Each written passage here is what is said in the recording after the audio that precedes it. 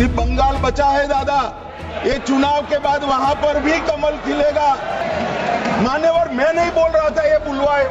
हमारे गुजरात में कहावत है कि कुएं में भी नहीं है तो खेत में कहां से आएगा। अब आप लोग कह रहे 10 ही साल में हुआ। मैं आपको बताना चाहता हूं, नरेंद्र मोदी जी आने के पहले 75 साल में 12 करोड़ गैस के सिलेंडर, गरीबों के नहीं, अर्बन एरिया के गरीबों के बहुत छोटी सी संख्या थी। और नरेंद्र मोदी जी ने 10 साल में 12 करोड़ बांटे। शौचालय की संख्या भी आपके 75 साल से कई गुना ज्यादा है। घर बनाने की संख्या भी आपके 75 साल से कई गुना ज्यादा है। और मान्यवर, उसकी दवाई का कोई व्यवस्था नहीं था। आज देश के हर गरीब को, दिल्ली में भी कमल खिल गया, दिल्ली बाकी था वहां पर भी आयुष्मान भारत आ गया। मान्यवर, आज देश के हर गरीब को 5 लाख तक का खर्चे का चिंता नहीं करना। सिर्फ बंगाल बचा है दादा।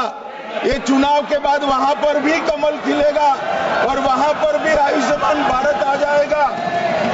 मान्यवर, मैं नहीं बोल रहा था, ये बुलवाए। मैं तो सीधा विषय पर जा रहा। मान्यवर, 10 वर्ष में 25 करोड़ लोग गरीबी रेखा के बाहर आए। एक प्रकार से इसको घर मिल गया, घर में बिजली मिल गई, घर में पानी मिल गया, घर में शौचालय मिल गया, घर के ऊपर सोलर पैनल लगने लगा, इसको 5 लाख तक का बीमा मिल गया, 5 किलो अनाज मुफ्त मिल गया। अब गरीब को ये सब मिल तो गया, मगर इसके सामने एक बहुत बड़ी समस्या आ गई।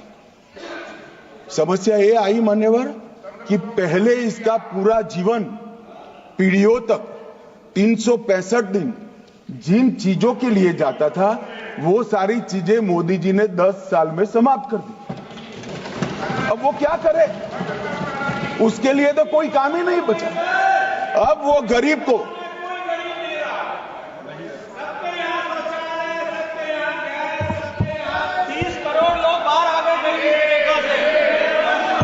मान्यवर, इनकी बात सही है। ये भौतिक संपदा की जो बात कर रहे हैं, देश में ढेर सारे लोगों को मिला है, मगर विचारों का दारिद्र्य आज भी खलास नहीं हुआ है। अभी मेरे सामने बैठा है। वैचारिक रूप का दारिद्र्य का नरेंद्र भाई के पास ही इलाज नहीं है। मान्यवर, ये विचारों की जो गरीबी है, इसको तो हम कैसे मिटा सकते हैं। वो तो पार्टी की हायरार्की में ऊपर से नीचे आती है, अब ऊपर ही नहीं है। हमारे गुजरात में कहावत है कि कुएं में भी नहीं है तो खेत में कहां से आएगा। मान्यवर, ये वैचारिक दारिद्र्य का मेरे पास कोई इलाज नहीं है। मान्यवर, एक गरीब के सामने एक समस्या आ गई कि अब क्या करना।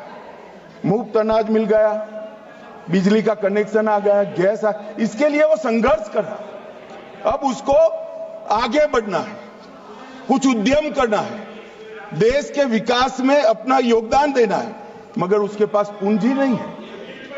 बेचारे के पास पूंजी नहीं है। पूंजी नहीं है तो वो कैसे करे। और मान्यवर, पूंजी बगैर के व्यक्ति को उद्यमिता के साथ जोड़ने का एक ही रास्ता है, कोऑपरेटिव सेक्टर, जिसके माध्यम से 100-100 रुपए की पूंजी के मिलाकर करोड़ों लोग साथ में आकर अपना उद्यम कर रहे हैं, सम्मानपूर्वक जी रहे हैं, स्वरोजगार भी प्राप्त कर रहे हैं और स्वरोजगारी के माध्यम से देश के विकास में अपना योगदान भी दे रहे हैं।